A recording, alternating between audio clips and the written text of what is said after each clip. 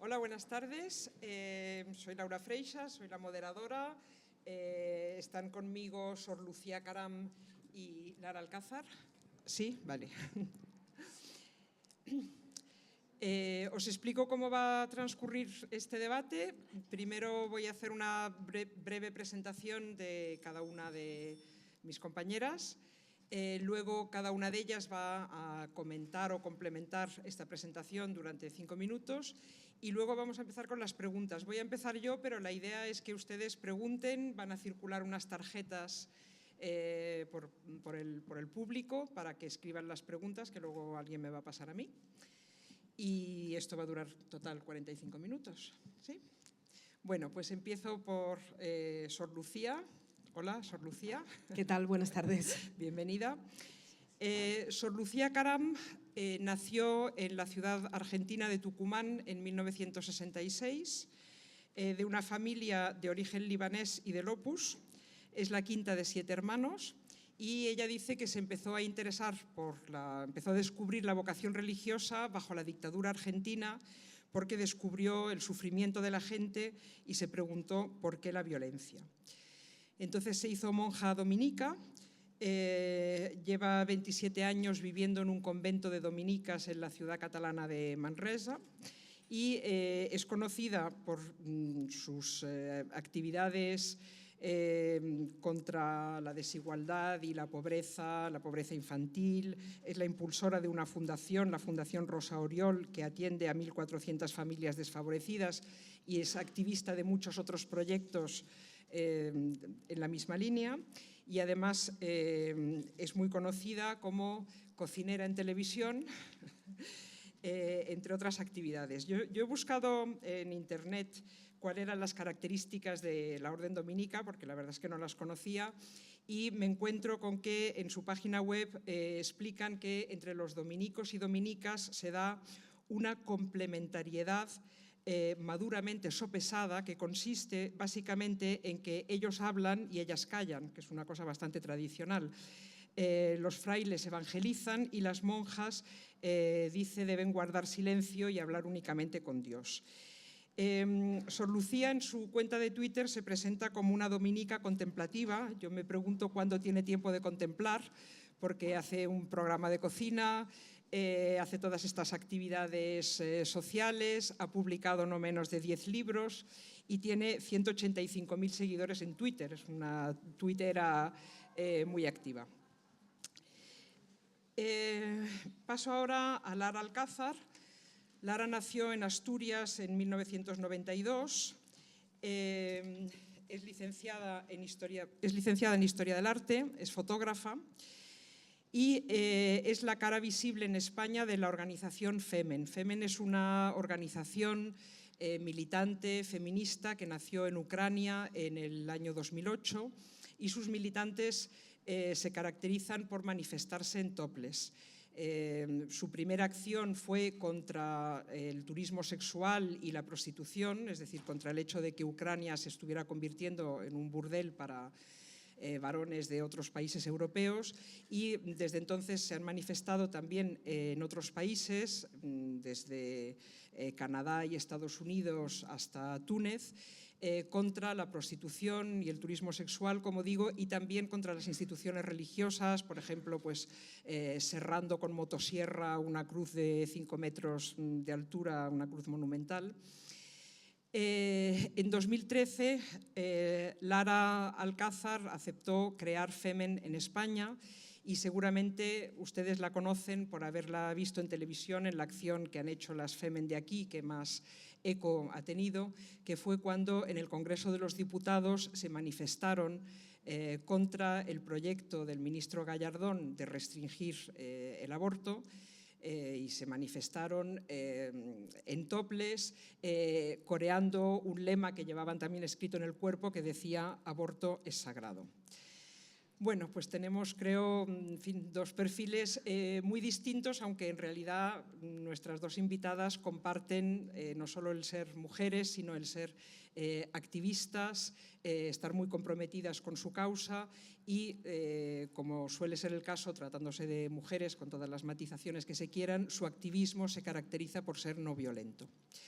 Me gustaría invitarlas ahora a que cada una se presente o, en fin, de la visión subjetiva de estos datos objetivos que yo he dado. Empezamos con Sor Lucía. Bien, buenas tardes. Bueno, monja dominica contemplativa, y esto que dice que las monjas callan y ellos hablan, esto es verdad en cuanto a las constituciones que hablan de que las monjas se tienen que dedicar en el silencio a contemplar la palabra y que con su silencio dan fecundidad a la palabra que predican los hermanos, las constituciones estas. Los tiempos han cambiado y reivindico la dimensión contemplativa y el espacio de silencio para que las cosas puedan resonar en el corazón. Y reivindico también la dimensión contemplativa como estar donde estamos observando y contemplando.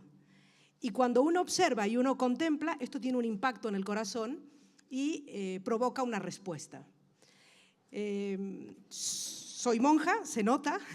Mi ideal de vida o lo que me moviliza o que me pone en camino en esta lucha por las personas, evidentemente me marca la fe que recibo de mis padres, el haber vivido con 7 hermanos. Lo más grande que me han dado para mí es la vida, los 7 hermanos y también la fe. Y para mí la figura de Jesús de Nazaret se convierte en un referente, en un motor, en una pasión que me queda a mí grabado, uno que pasa por el mundo haciendo el bien y que tiene libertad porque su pacto o su compromiso es con las personas. Cuando yo hago mi opción de entrar en la vida religiosa, me encuentro en Argentina, donde la Iglesia en ese momento, la vida religiosa, tenía un compromiso muy marcado con los más pobres. Estuve muy cerca de sacerdotes y de comunidades que estaban viviendo en Tucumán, de donde soy yo, es el sitio donde fue más dura la dictadura militar, y gente que por vivir su compromiso cristiano, que los llevaba a hacer una opción por la persona y a trabajar en las villas miserias, fueron literalmente borrados del mapa por la dictadura militar. Con lo cual podía definirme de alguna manera. Monja contemplativa, sí. Lo de monja lo reivindico en el sentido, y como dominica, la primera comunidad de monjas dominicas era una comunidad de cátaras. Y cuando Santo Domingo se va al sur de Francia, se encuentra con un grupo de cátaras que vivían el Evangelio en pobreza, y esto es lo que molestaba a los legados pontificios, que iban con la espada a imponer la verdad. La verdad y con términos absolutos, como los decían. Un grupo de estas cátaras decide vivir el Evangelio con radicalidad. Santo Domingo se convierte a ellas y surge el primer convento, y el primer monasterio de vida contemplativa está inspirado en la vida que tenían las cátaras. Con lo cual, bueno, pues lo que nos han transmitido y con la historia es otra cosa, y es el modelo de vida religiosa que ha ido involucionando a lo largo de la historia, que no evolucionando, ¿no? Con lo cual reivindico mis raíces cátaras y sobre todo la necesidad de contemplar desde el silencio la realidad, mi pasión por la humanidad. Y por otra parte, no como una imposición, sino como una forma libre de vida, el haber asumido como modelo la figura de Jesús y del Evangelio, que son los valores que me permiten a mí estar liberada, y lo dije el día que me fui de casa y lo sigo manteniendo, liberada para utilidad pública. ¿Y por qué voy con el hábito? ¿El hábito hacia la activista o no? Seguramente hoy os aseguro que para mí sería muy cómodo ir sin el hábito. Porque ir con el hábito significa como ir, para mí en este momento, como ir desnuda por la sociedad. Porque estoy revelada de quién soy. Y eso de estar liberada para utilidad pública durante las 24 horas del día, a veces tienes ganas de desconectar. Y te das cuenta de que has hecho una opción, que has renunciado positiva y libremente a tener una propia familia, porque creo que mi familia y mi vida tiene que estar al servicio de la gente. Y termino. A Federico Mayor Zaragoza le preguntaron una vez qué es lo que realmente merece la pena en la vida. Y él dijo que a todo el mundo le merezca la pena vivir. Y el sentido de mi vida es esto, trabajar para que a todo el mundo le merezca la pena vivir. Y creo en la revolución de la bondad y de la ternura. Y es lo que intento luchar desde donde estoy, positiva y proactivamente. Muy bien, pues muchas gracias. Lucía. Lara. Bueno, como introducía antes Laura, yo pertenezco al movimiento Femen, lidero la rama española, pero estamos presentes en varios países, por citar algunos, Francia, donde contamos con el mayor número de activistas, Alemania, Suecia, Canadá, y bueno, podría seguir, pero tenéis internet para indagar un poquito más en qué países estamos. Femen se caracteriza por ser un movimiento que nace en Ucrania, con un carácter muy marcado en contra del comercio sexual y la industria del sexo en general. En un primer momento las protestas no eran topless, sin embargo, con el paso del tiempo llegamos a desarrollar el método que nosotras llamamos el sextremismo, que es el realizar acciones directas, públicas, en contra de las instituciones o en contra de personas que encarnan ese tipo de instituciones al desnudo, pero no un desnudo usual, al desnudo de manera política. ¿Cómo se dota a un cuerpo desnudo de un contenido político? Pues primero, no siendo, o sea, con la pose. Y es algo que cada activista que entra en Femen toma desde el primer momento. La pose no puede ser efectivamente una pose, sino una forma de desligarse de todo aquello erótico patriarcal que nos inculcan sobre nuestro cuerpo. Es decir, ¿podemos ver activistas de Femen con maquillaje? Sí. ¿Las activistas de Femen llevamos flores en el pelo? Sí, pero no porque sean atributos clásicamente adheridos a lo que es atractivo, quieren denotar debilidad. Por ello, en nuestras acciones, todo lo que conlleva el topless conlleva también un eslogan político que es que no se puede desligar de nuestro cuerpo. Todas las acciones que realizamos tienen una consigna política que más adelante desarrollamos siempre en un comunicado.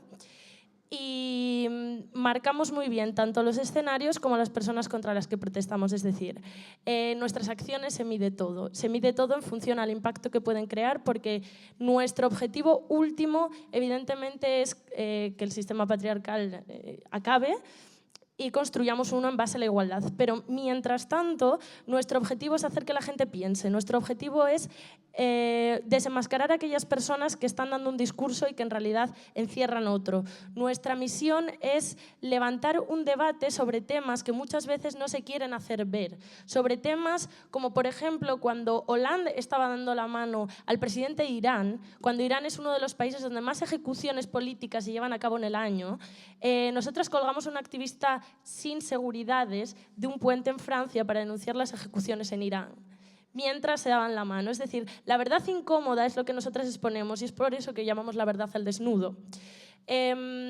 Como decía, el sextremismo empezó en el 2008 y hasta el 2016 lo hemos ido, digamos, pues perfeccionando, ¿no? Porque en un primer momento, evidentemente, y en la sociedad en la que vivimos, una mujer desnuda pues siempre se intenta erotizar, que era lo que os contaba. Entonces, bueno, vivimos como en Ucrania, a veces se cortaban las fotos por aquí y entonces el cartel no salía, y de ahí tomamos la decisión, por ejemplo, de llevar siempre los eslogans escritos en el cuerpo. Y con el paso del tiempo también nos dimos cuenta de que había muchas maneras también de lanzar los mensajes. No siempre cabe gritar el aborto es sagrado, como hicimos en el Congreso cuando el ministro no quería escuchar las calles y tuvimos que ir a la institución, sino que en otras ocasiones, como hemos podido ver y como hicimos, por ejemplo, con el ministro de Interior Fernández Díaz en torno a la ley Mordaza, le hicimos una pregunta simplemente. Le preguntamos, ¿sabe usted lo que es la Constitución? ¿Por qué no respeta la libre expresión que viene garantizada en la Constitución? No quiso contestar, no me extraña porque creo que no tiene respuesta para esto. Entonces, hemos ido, digamos, desarrollando y haciendo que progrese este tipo de técnica. Y seguimos pensando que es efectiva porque evidentemente en cada acción que hacemos recibimos una reacción. La reacción puede ser positiva o negativa, pero igualmente buena porque estamos haciendo que las personas se impliquen políticamente en algo. No solo en temas de feminismo, que es lo que más trabajamos, sino también en temas humanistas y de derechos humanos. Por esto mismo, en España evidentemente hemos llevado una campaña marcada por la agenda política que ha estado más enfocada hacia el intento de reforma de la ley del aborto y la ley Mordaza. Y en otros países, como por ejemplo Francia, hemos protestado contra la vinculación Estado-Iglesia, cosa que aquí también hemos hecho en el caso del aborto. Hemos protestado contra el Islam politizado, hemos protestado contra el Frente Nacional de Marine Le Pen. Los temas son muy variados, pero siempre en torno a los 3 pilares en torno a los que lucha Femen, que son la lucha contra las dictaduras, la lucha por un laicismo real y, por otro lado, la industria del sexo. Muy bien, Lara, muchas gracias. Pues nada, vamos a empezar con las preguntas. En espera de las de ustedes, empiezo yo. Y las primeras preguntas son obligadas. Sor Lucía,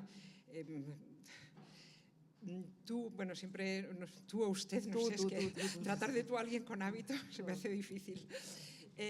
¿Tú eres partidaria de autorizar el aborto? ¿Y en qué condiciones?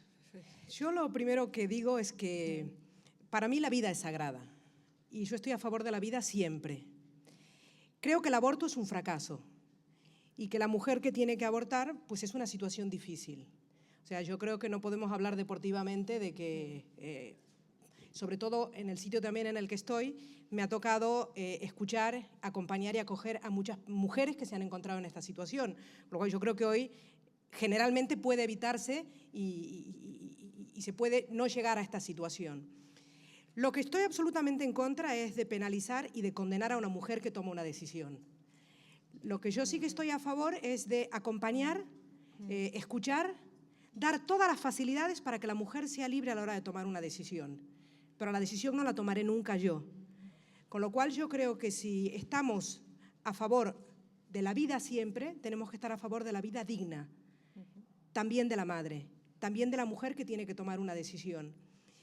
Y me ha tocado en más de una oportunidad acompañar, escuchar, y por eso a lo mejor mi discurso durante estos últimos años ha ido un poco siendo más sereno, ¿no? Para mí la vida es sagrada y estoy a favor de la vida siempre. El aborto significa una situación de muerte y una situación traumática para la mujer.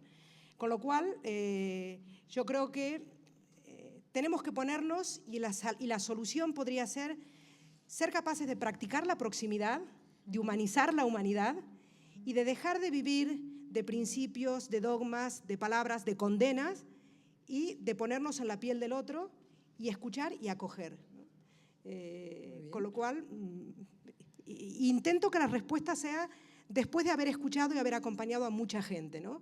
Incluso, como ejemplo, en un momento dado, una joven que venía a la plataforma de alimentos, menor de edad, había abortado y se presentó en el convento a las 3 de la mañana, que estaba con una hemorragia tremenda.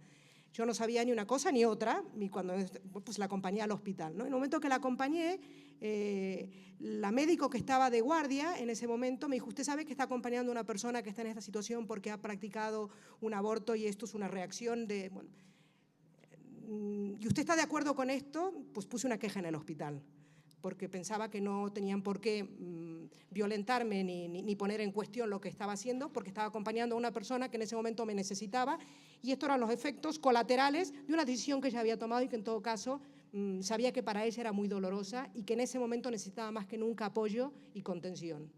Muy bien. Lara, quería preguntaros a ti como representante de Femen si cuando atacáis símbolos religiosos lo que pretendéis atacar es a la Iglesia o más concretamente a la jerarquía eclesiástica o a la religión. O sea, si diferenciáis entre la Iglesia y Dios. Vale, te voy a contestar, pero primero quería hacer una puntualización sobre lo que ha dicho Sor Lucía, porque me parece interesante y creo que está bien ver las dos posturas.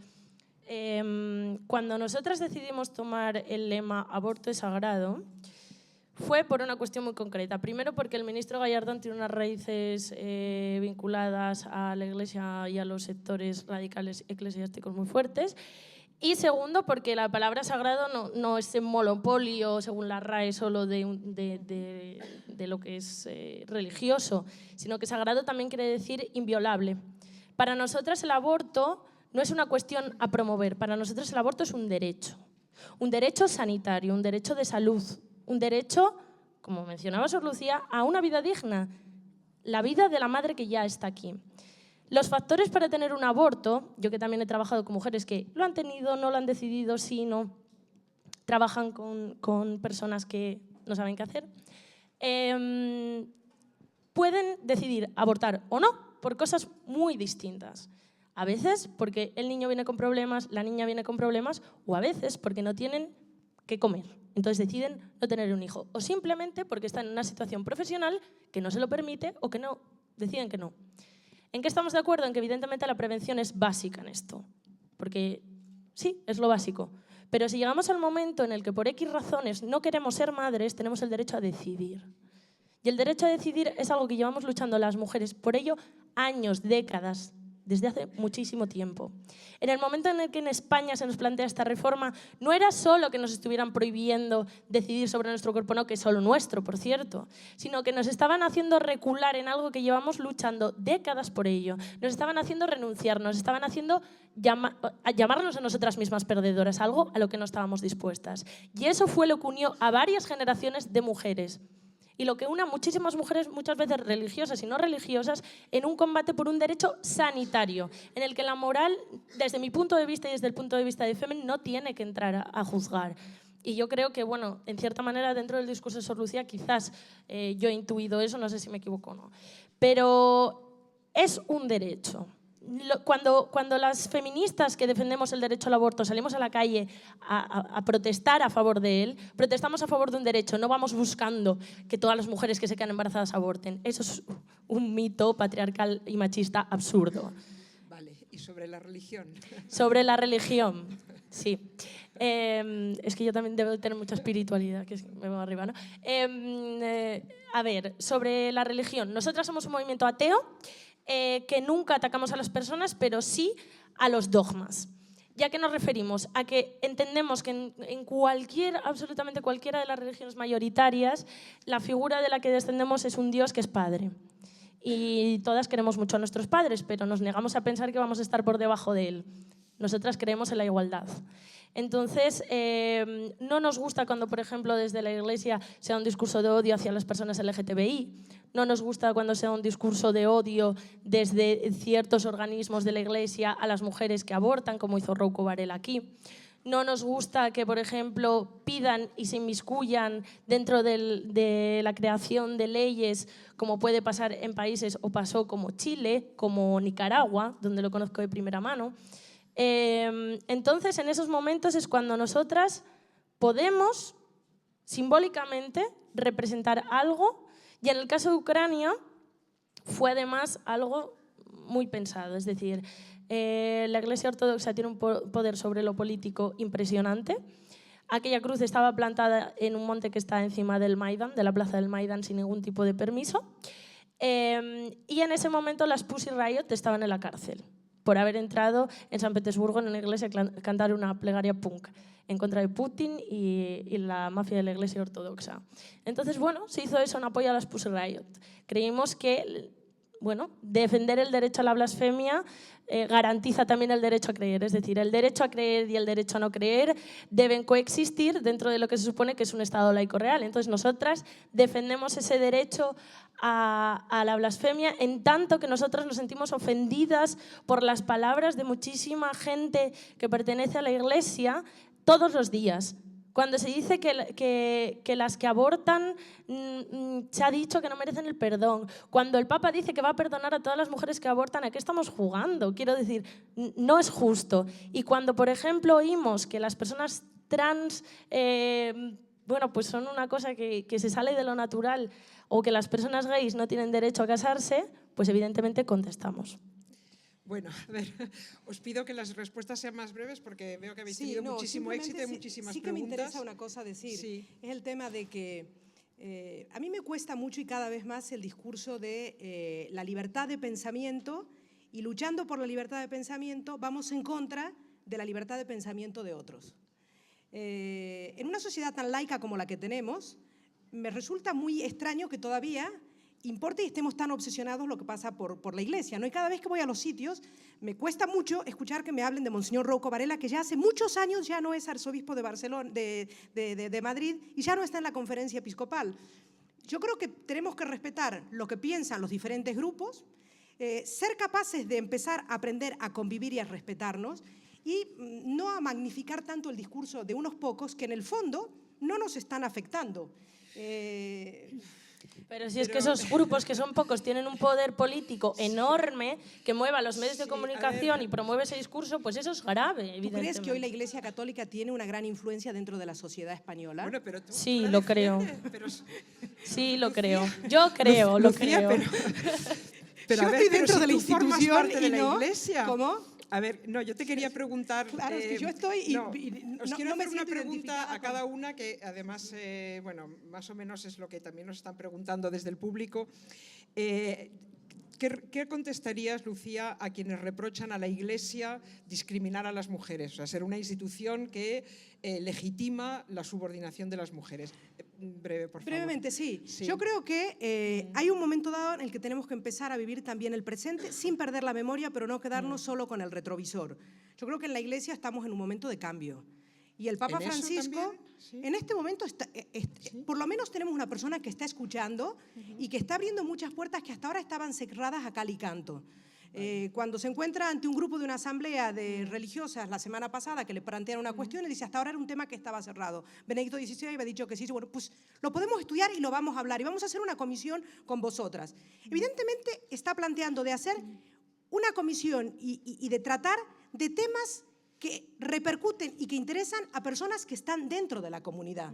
Entonces, si estamos en una sociedad laica y a mí la Iglesia no me importa absolutamente nada, pues no me tiene que importar que puedan ser cura o que no puedan ser cura. En todo caso, las que estamos dentro de la Iglesia y estamos dentro de la comunidad y queremos reivindicar determinadas cosas, lo haremos desde dentro, desde la comunión y sobre todo desde el cariño. O sea, yo me siento sumamente identificada con el Papa Francisco, le quiero muchísimo, pero también me siento identificada y en mucha disidencia con mucha gente de la Iglesia, pero me siento en comunión con muchísima gente con la que estoy luchando por un mundo mejor y creo que estaréis de acuerdo conmigo que muchísima gente desde la fe estamos trabajando en las fronteras con la gente que ninguno quiere, con los que se lo están pasando peor, intentando para que la gente también tenga una vida digna. Con lo cual a veces vivimos bajo determinadas consignas que nos terminan descalificando y pues yo tampoco me siento identificada con muchas cosas, pero me siento mucho más en comunión y pesa mucho más toda la fuerza que te da también la comunidad para muchas cosas de estas. Muy bien. ¿Y tú, Lara, qué contestarías a las personas que os reprochan estar fomentando lo mismo que criticáis, es decir, la visión de las mujeres como objeto sexual? Por ejemplo, aquí hay una pregunta en el sentido de si admitís en vuestras acciones a mujeres de otras edades y, en fin, no tan monas como vosotras. Gracias por lo de monas. Yo es que pienso que una mujer que lucha siempre es bella o bonita, ¿no? Entonces, sí, y de hecho, a ver, por ejemplo, en España las activistas han pasado desde los 20 hasta los 30 y pico, pero en el caso de Francia sí que tenemos activistas que son madres, son abuelas, algunas ya, o sea, quiero decir, no hay un casting como se ha querido hacer muchas veces ver de que para entrar en Femen tienes que cumplir X cosa. No, aquí entra quien quiere y quien demuestra que tiene voluntad para llevar a cabo este tipo de activismo. Contestando a la pregunta, Laura, de cómo nosotras podemos evitar que se nos objetualice, precisamente yo creo que por el hecho de la autogestión somos nosotras las que decidimos salir así a hacer una acción, somos nosotras las que decidimos cómo las hacemos, de qué manera, gestionamos nosotras mismas los medios de comunicación, cómo nos expresamos y tenemos muchísimo cuidado de que nuestro mensaje no se tergiverse. Evidentemente es imposible no dejar que cada uno piense lo que quiera, para eso estamos aquí. Pero intentamos que nuestro mensaje quede claro para que así la gente pueda opinar en torno a lo que realmente hemos hecho, guste más o guste menos. Muy bien. Leo una pregunta que ha hecho alguien del público a Sor Lucía. Dice, la sociedad te acoge y te da la bienvenida. ¿La Iglesia oficial también? En el mes de octubre me reúno con el Papa Francisco, con todo el equipo de gente con la que estoy trabajando, y cuando me encontré con el Papa Francisco en la Plaza de San Pedro en el mes de octubre, me dijo, sos la monja que hace lío, seguí haciendo lío. Con lo cual, para mí fue un apoyo importante y creo que estoy trabajando con muchísima gente que vive la fe o el compromiso con las personas, y lo que nos hace encontrarnos es la persona y el deseo de que todo el mundo pueda vivir con dignidad.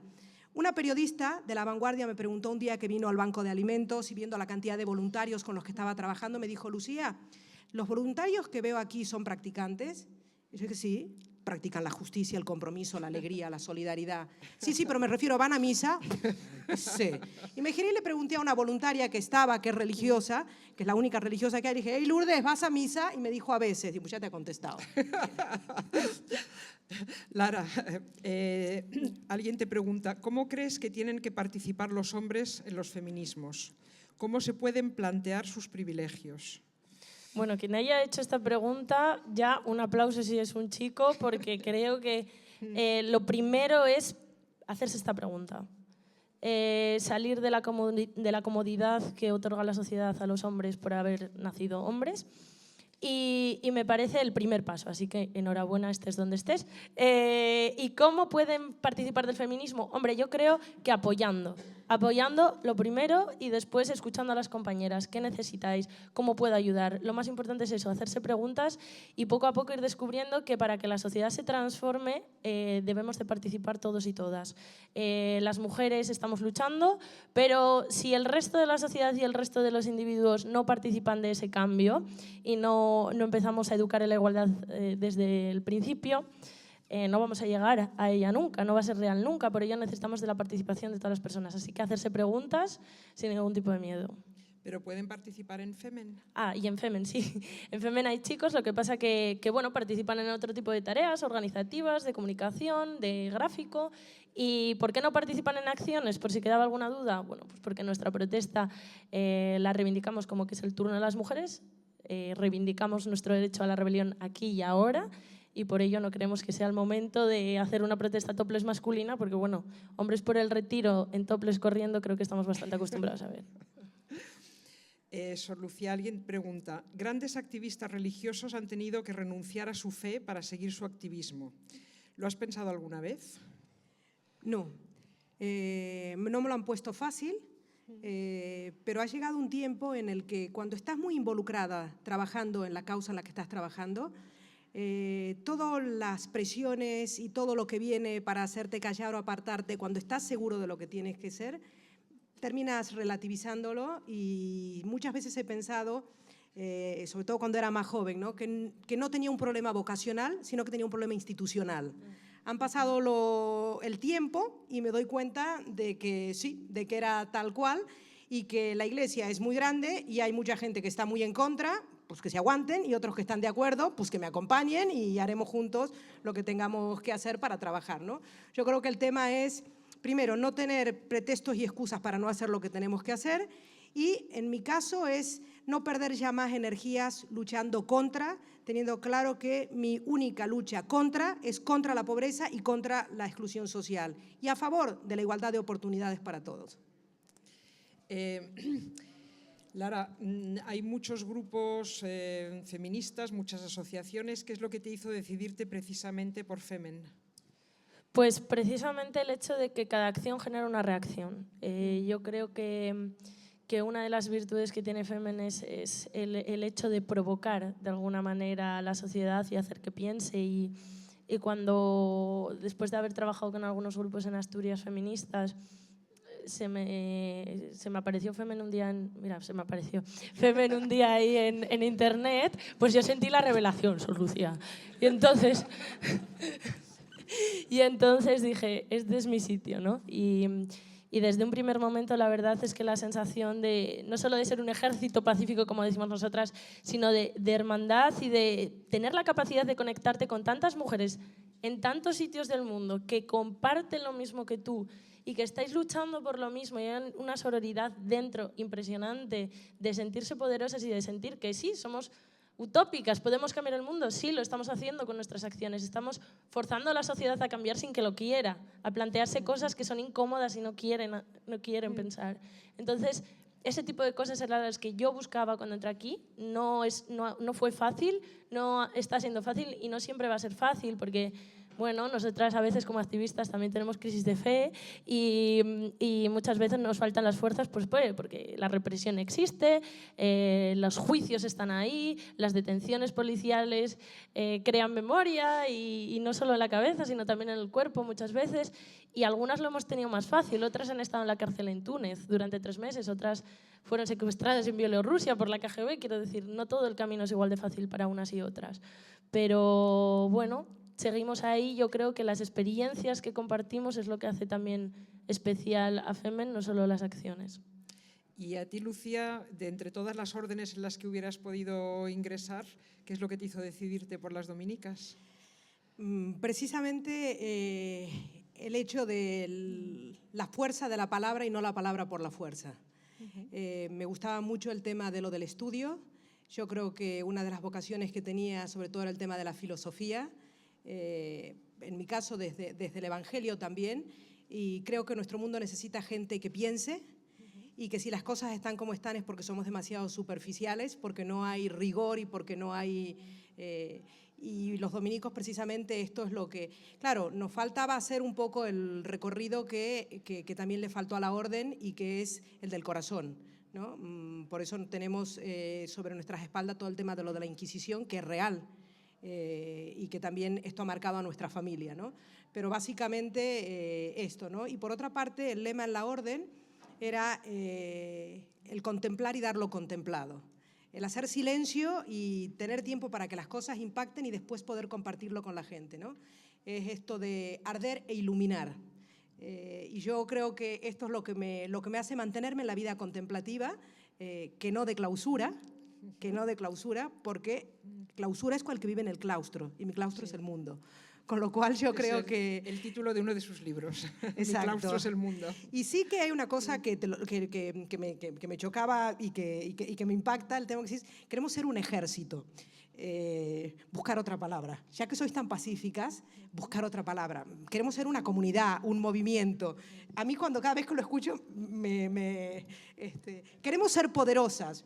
Con mucho tiempo he llegado a entender que el poder es el servicio, ¿no? Y realmente creo que cuando uno se pone al servicio de una causa, en estos últimos años, que he ido viendo la gente, que yo he compartido la indignación de la gente y me he puesto en camino porque me sentí estafada, defraudada por todo un sistema y todo esto, y que hemos visto después de unas elecciones que no han sido capaces de ponerse de acuerdo y que nos han estafado de nuevo y que ahora tenemos que ir a votar y que no han sido capaces de ponerse de acuerdo ni siquiera para esto, me doy cuenta que de un lado y de otro estamos cansados, o yo me siento cansada por la urgencia de la gente que está, con la que estoy trabajando, que no pueden esperar, de tantas manos levantadas y puños cerrados gritando. Por favor, extendamos las manos y empecemos a trabajar y empecemos a reventar el sistema por las costuras, pero trabajando.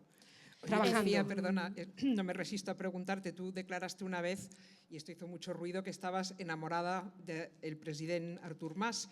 Quería preguntarte si tu amor era por la persona o por el cargo y si ahora lo has trasladado a Carles Puigdemont. No, a ver, eso era una broma que se hizo. Primero, cuando presentó un libro Pilar Rahola de Artur Mas, me pidió que lo presentara y estaba en primera fila su mujer.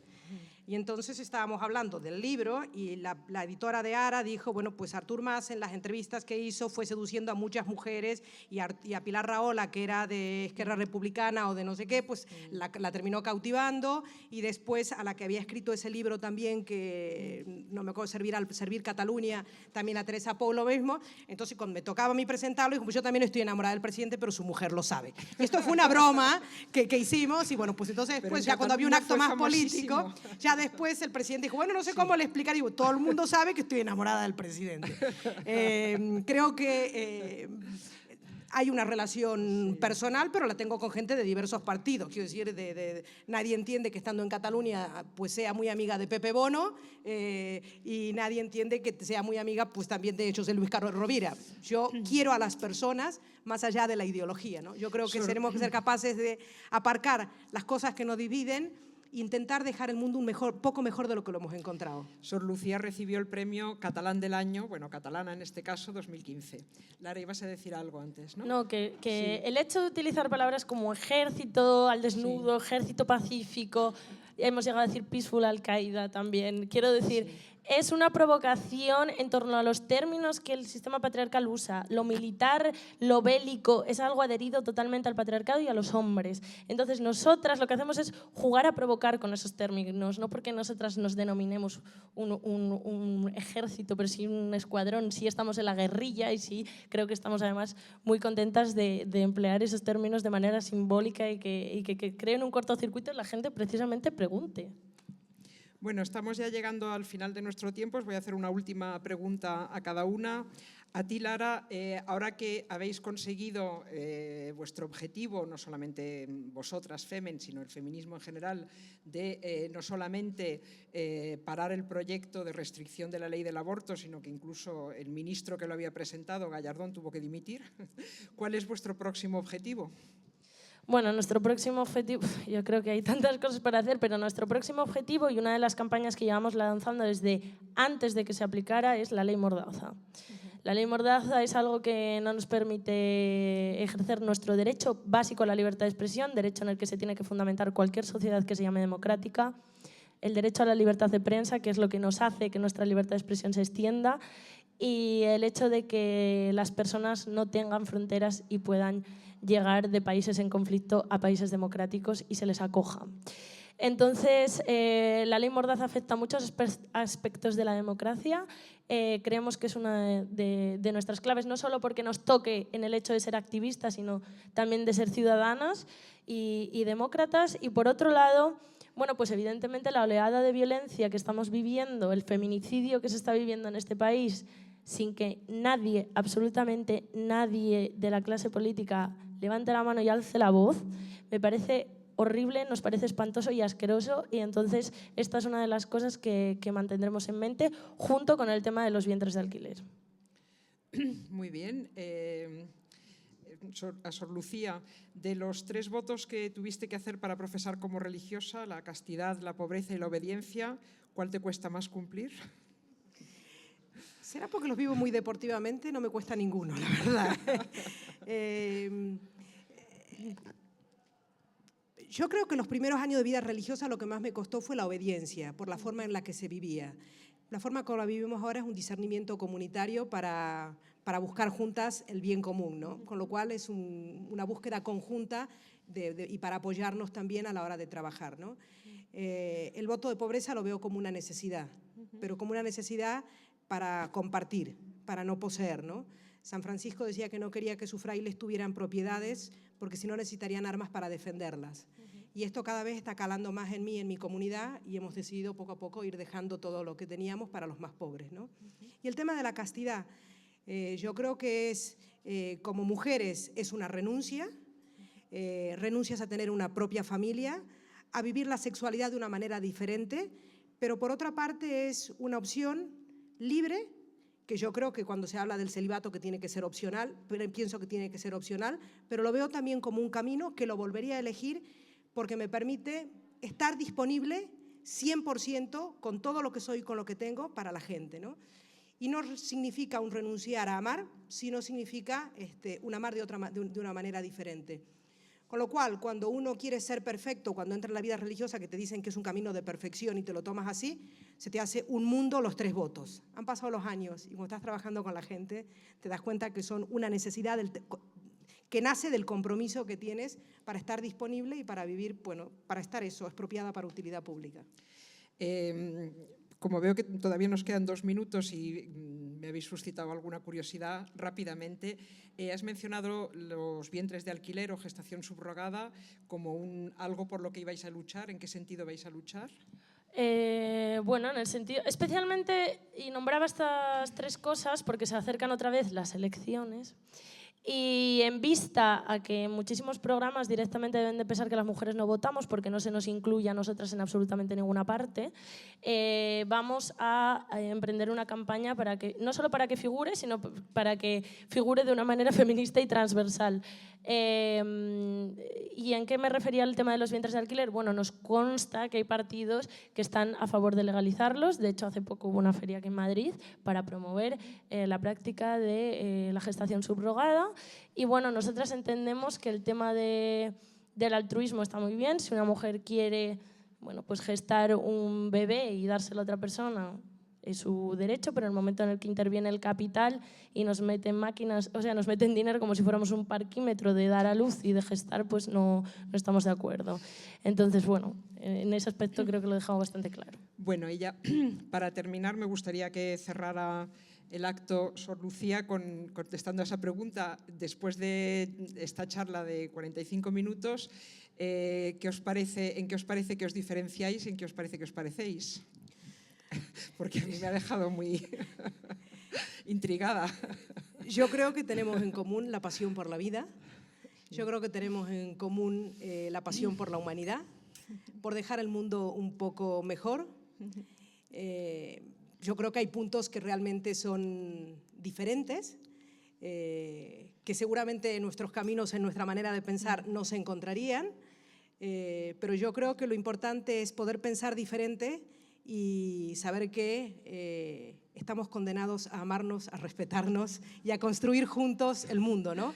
Yo creo que siempre tenemos que, a veces cuando te encuentras con el otro extremo en determinadas cosas, que no creo que sea el caso, pero a veces cuando te encuentras es lo que hace tambalear muchas cosas y preguntarte, y te hace también siempre el hecho de ponerte en el lugar del otro, ¿no? ¿Por qué piensa de esta manera? Seguramente tendrá sus razones, seguramente tú pensarás también y te pondrás encontrándote con alguien no de la Iglesia que condena, sino que, bueno, somos personas y yo creo que lo importante es que seamos capaces de escucharnos sin tener la respuesta antes y de ser capaces de dialogar. Yo me voy habiendo aprendido mucho hoy, con lo cual yo pues, os agradezco y... Desde que iba al colegio que no estaba tan cerca de una monja, Lucía. Ha hablado de fe, pues de revelación y todo esto. Pues, Pues, yo es que era muy fan de Santa Teresa de Jesús. Me caló, ¿no? El tema de las flechas, todo este rollo. Pero la verdad es que yo creo que, bueno, la rebelión es algo que cada una lleva a cabo a su manera. Evidentemente, como señalabas tú, hay puntos en los que, bueno, estamos radicalmente encontradas, pero otros en los que estamos radicalmente de acuerdo, quizás. Y bueno, los derechos humanos es el código inquebrantable por el que nos tenemos que regir, así que yo espero que eso pues siga. yo concluyo contestando a la pregunta que encabezaba este debate sobre si el hábito hace al activista. Yo creo que la una con hábito y la otra en topless, en realidad os parecéis bastante. Gracias.